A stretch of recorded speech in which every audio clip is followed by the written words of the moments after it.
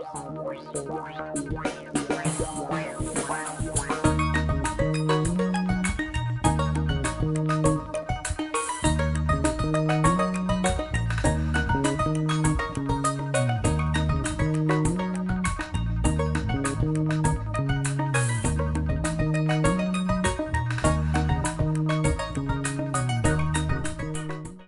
nous prenons un immeuble, une résidence, systématiquement, nous effectuons une analyse générale, état des dettes et des créances, et analyse de charges.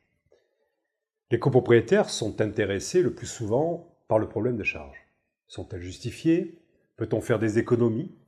Par contre, très peu de conseillers syndicaux vont aller décortiquer et analyser l'état des dettes et des créances.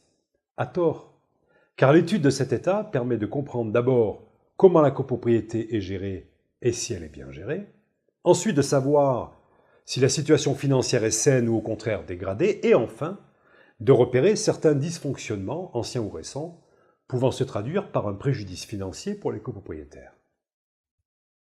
Mais ce n'est pas tout.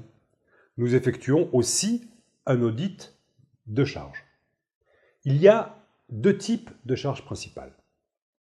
Les charges contractuelles et les charges consommables.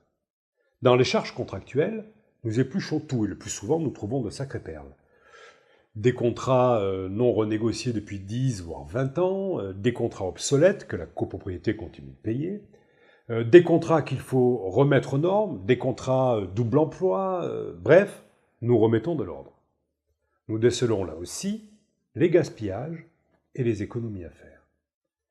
Dans les charges de consommables, électricité, fuel, gaz, eau, frais divers, grand entretien, petit entretien, etc., nous vérifions tout et remettons aussi de l'ordre. Voilà, notre première mission, une analyse générale. Deuxième mission, et pas des moindres, nous impliquons nos copropriétaires dans leur gestion, car ils ont un rôle à tenir et de première importance.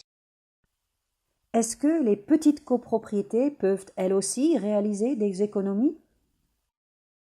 Que vous ayez une grosse ou une petite copropriété, si une analyse générale fait ressortir des économies à réaliser, des contrats à remettre aux normes, bien entendu, il faut que cela soit fait. La notion de grandeur au niveau de l'audit ne joue pas. Pour les petites copropriétés, nous adaptons notre tarification, il n'y a aucun problème. D'ailleurs, en ce qui nous concerne, nos tarifs sont toujours personnalisés en fonction des caractéristiques de la copropriété et des choix formulés par les copropriétaires. 15% des copropriétés sont en difficulté. Vous arrive-t-il d'en prendre? Les copropriétés en très grande difficulté sont le plus souvent sous administration judiciaire, donc le problème ne se pose pas. Nous pourrons les reprendre ensuite.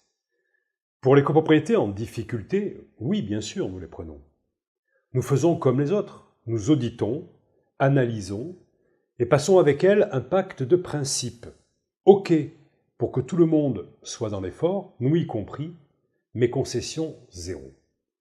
Ensuite, il y a des tas de solutions qui s'offrent à nous, entre autres les plans pluriannuels. Autrement dit, un échéancier sur plusieurs années et la mise en place d'un fonds de prévoyance. Aujourd'hui, cela reste une des meilleures méthodes et la plus efficace que nous ayons. Vos méthodes demandent beaucoup d'investissement personnel, beaucoup de temps. C'est vrai, mais nous avons la chance de les avoir pensées dès la création de notre société et de nous être organisés en fonction de cela. J'entends souvent des confrères parler de revenir aux fondamentaux du métier. C'est bien joli, mais il ne suffit pas de le dire, il faut pouvoir le faire.